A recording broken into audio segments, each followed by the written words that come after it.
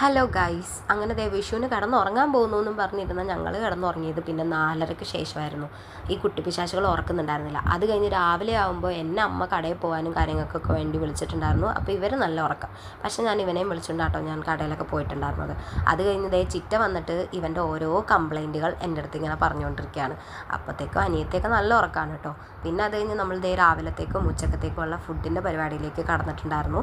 അപ്പം ഞാൻ അവിടെ ഹെൽപ്പ് ചെയ്യാനൊക്കെ ആയിട്ട് പോയി നിന്ന് പണിയെടുക്കുമ്പോൾ ഇവിടെ രണ്ടുപേരും അത് കഴിഞ്ഞ് ബാക്കിയുള്ള ഉറക്കം അങ്ങ് ഉറങ്ങി തീർക്കുകയാണ്. അതൊക്കെ കഴിഞ്ഞ് അച്ഛനും അമ്മയൊക്കെ ഹോസ്പിറ്റലിൽ പോയി. പിന്നെ അത് കഴിഞ്ഞ് ഞങ്ങൾ ഫ്രീ ആയിട്ടിരുന്നപ്പോഴത്തേക്കും പണിയൊക്കെ കഴിഞ്ഞ് ദേ എല്ലാവർക്കും മൈലാഞ്ചിയൊക്കെ ഇട്ട് കൊടുത്ത് ഞാൻ അവിടെ ഒരു സൈഡിൽ ഇരുത്തിയിട്ടുണ്ടായിരുന്നു. പിന്നെ ഇവിടെ വിഷുവിൻ്റെ സമയത്ത് വിഷുക്കഞ്ഞി ആട്ടോ ഉണ്ടാക്കാറ്.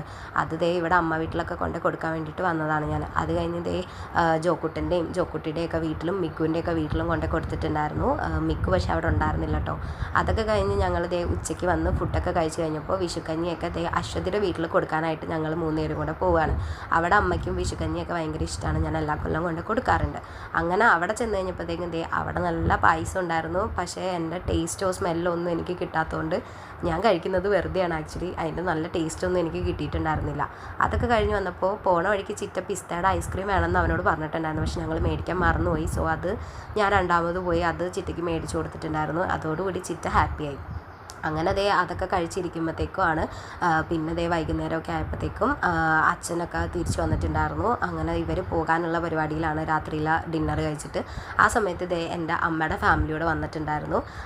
അപ്പോൾ ഒരു സംഗമം സംഭവിച്ചു അവിടെ.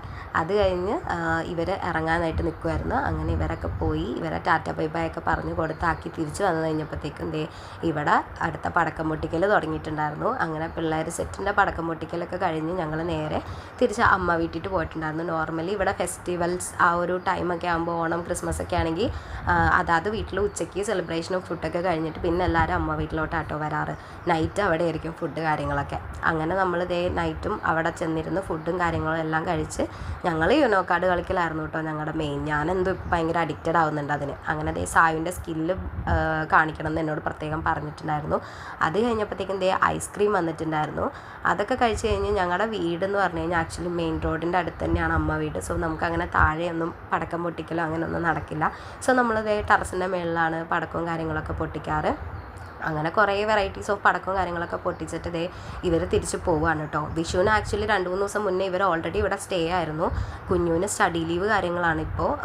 എക്സാംസൊക്കെ കഴിഞ്ഞ് അവളുടെ വെക്കേഷൻ ജൂണിലാട്ടോ.